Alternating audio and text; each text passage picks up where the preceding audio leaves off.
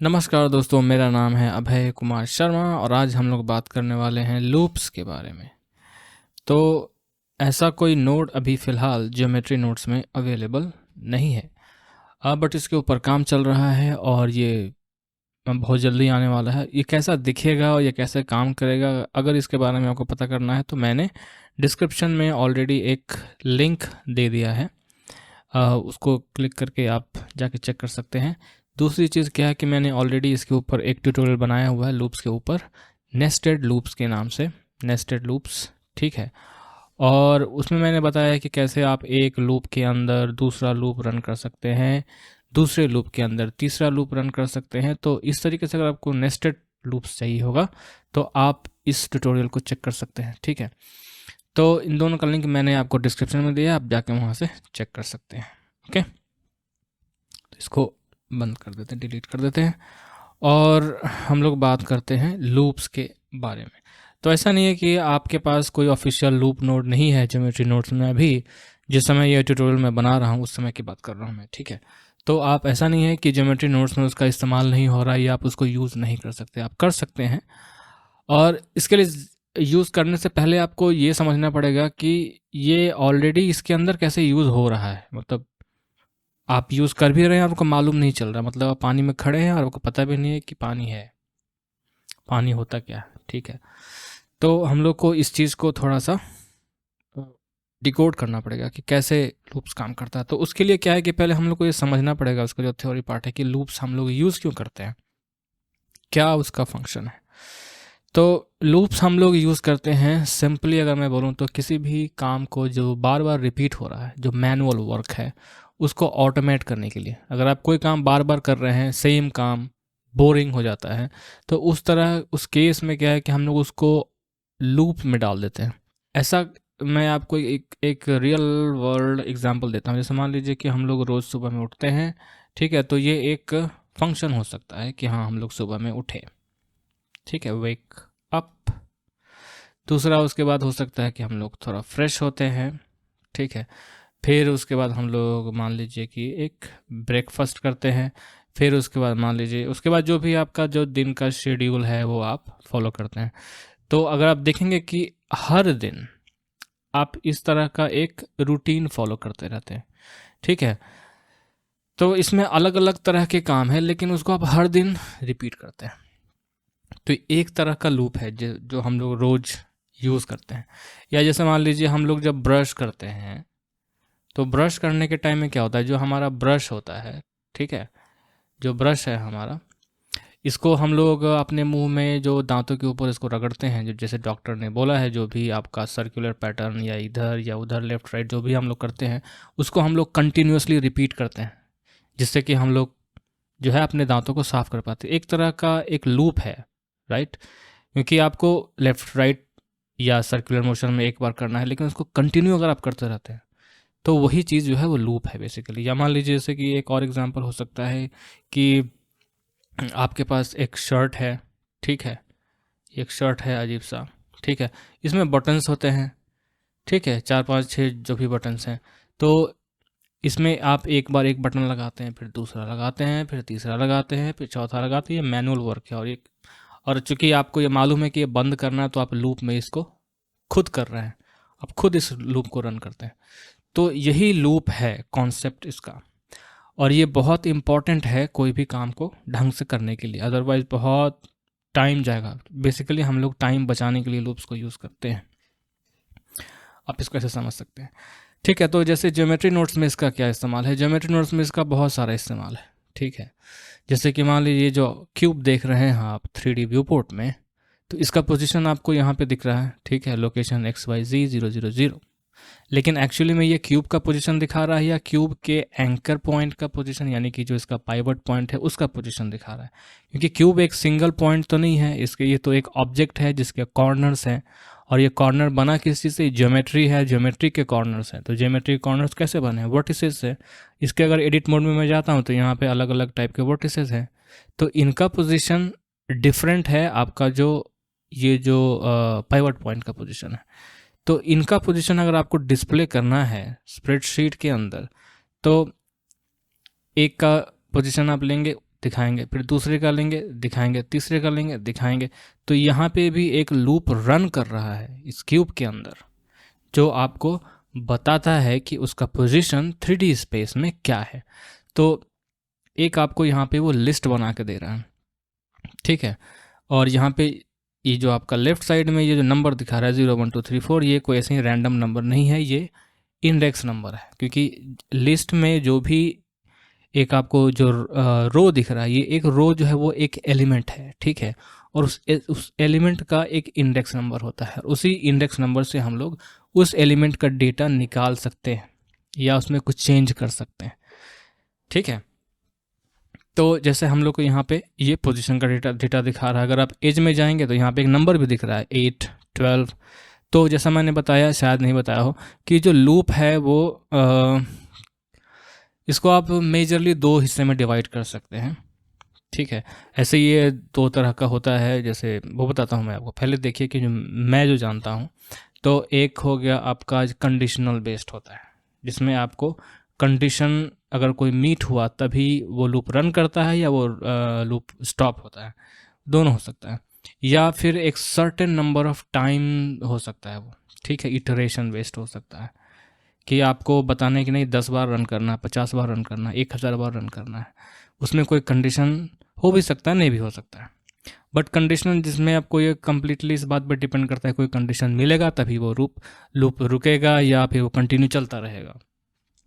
इसके अलावा लूप जो है वो पैरेलल टाइप के होते हैं, ठीक है, या सीरियल टाइप के होते हैं। वो थोड़ा सा ज़्यादा कॉम्प्लिकेटेड हो जाएगा इसके बारे में, और अभी आपको मैं इतना डराना नहीं चाहता, ठीक है। जब ऑफिशियल जो नोड है इसका लॉन्च होगा तो इसके ऊपर मैं एक स्पेशल वीडियो बना दूंगा जिसमें मैं सारी चीज़ें एक्सप्लेन करूंगा, ठीक है। तो लूप्स ऑलरेडी जो है ज्योमेट्री नोड्स में रन कर रहे हैं, जैसे कि आपका वर्टेक्स का पोजीशन देने के लिए, या एज का, या फेस कॉर्नर, जो जहाँ पे हम लोग का यूवी डेटा होता है XY, ठीक है। तो ऑलरेडी लूप्स इसके अंदर रन कर रहे हैं। कितनी बार रन कर रहे हैं ये इटरेशन आपको बता रहा है, 8 12 6 24, ठीक है। तो हम लोग कैसे इसको यूज़ कर सकते हैं?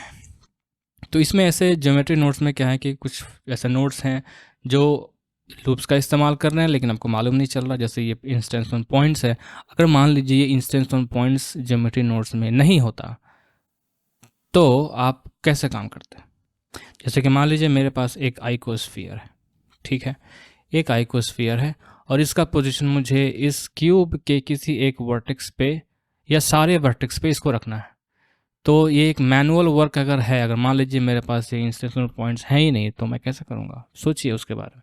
आपको अपने आप को इस तरह का चैलेंज देना होगा, तभी जाके आप लूप्स को प्रॉपरली समझ पाएंगे, ठीक है।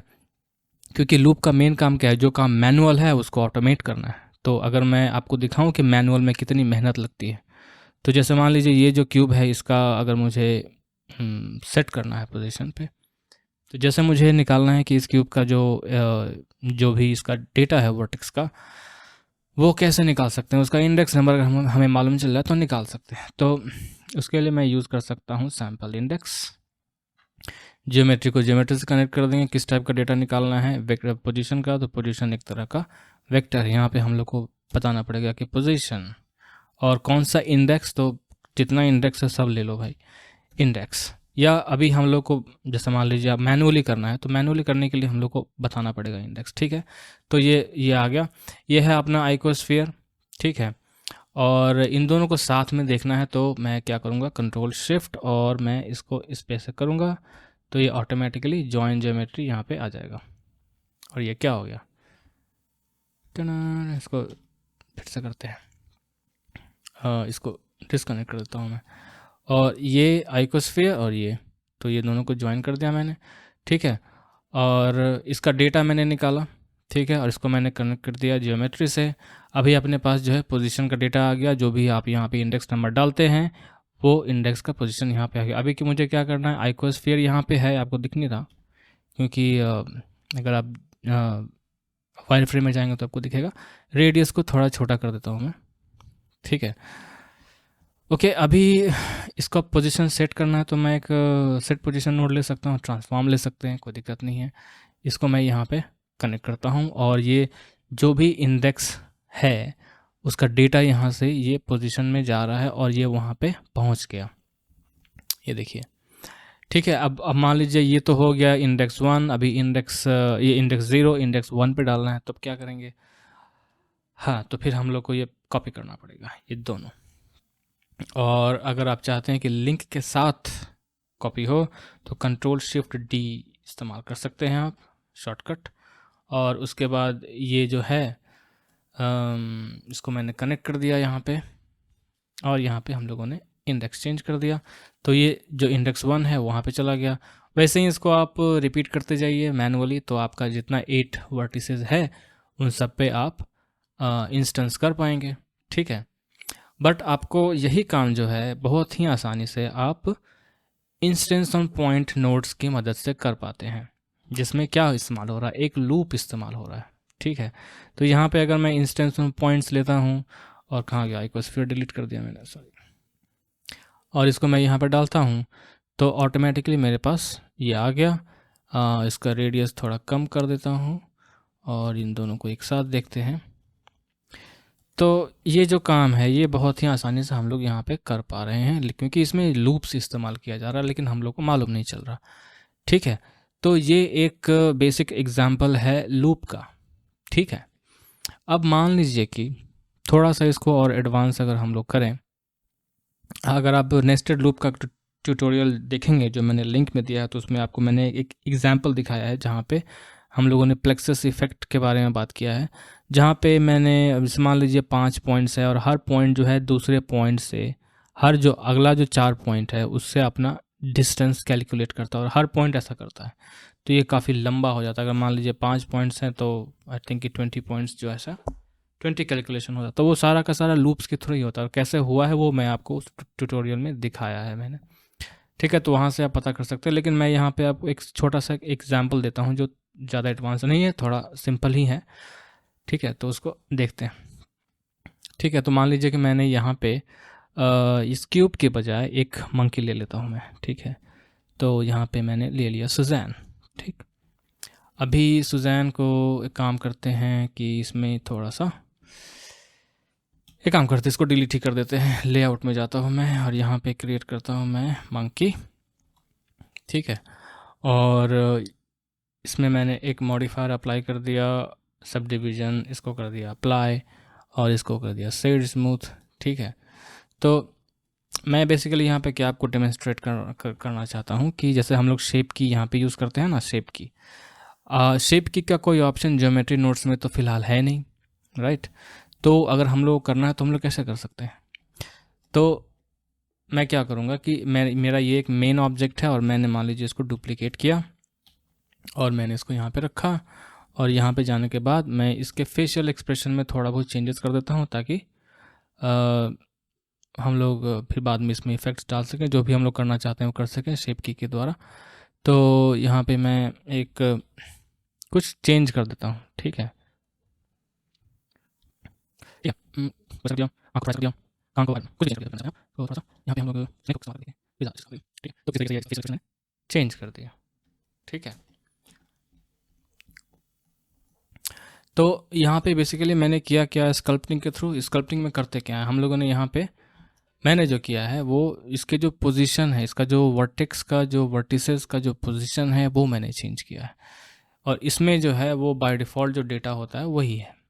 ठीक है, तो अगर मान लीजिए मुझे इस मंकी को इसमें चेंज करना है तो कैसे कर सकते हैं? नंबर ऑफ वर्टेक्स सेम है, सबका इंडेक्स भी सेम होगा, सबका पोजीशन डिफरेंट है, तो पोजीशन अगर हम लोग मैच कर दें तो हम लोग का शेप भी सेम हो जाएगा। तो वो चीज़ हम लोग करते हैं। तो इसमें सबसे पहले इसको तो मैं हाइड कर देता हूँ, इसकी ज़रूरत नहीं है। इसको व्यूपोर्ट में भी हाइड कर दिया और रेंडर में भी हाइड कर दिया। ज्योमेट्री नोड्स में गए, यहाँ पे न्यू ट्री क्रिएट किया, और उसके बाद मैंने ये जो सुजैन है इसको मैंने इंपोर्ट कर लिया। ठीक है, जो ऊपर में है, और इस सुजैन का जो पोजीशन डेटा है वो हम लोग को चाहिए, जो इसके ऊपर हम लोग अप्लाई कर देंगे, जो नीचे वाला है। तो इसके लिए हम लोग सैम्पल इंडेक्स यूज़ कर सकते हैं। सैम्पल इंडेक्स क्या करना है, पोजीशन होता है वेक्टर, तो यहाँ से हम लोग निकाल लेंगे इसका पोजीशन, और जो इंडेक्स है वो जितना है सब यूज़ करना है, तो मैं सिर्फ इंडेक्स नोड यहाँ पे ऐड कर दूँगा। ठीक है, अभी हम लोग क्या कर सकते हैं, पोजीशन डेटा आ गया अपने पास। ठीक है, इसमें सब है।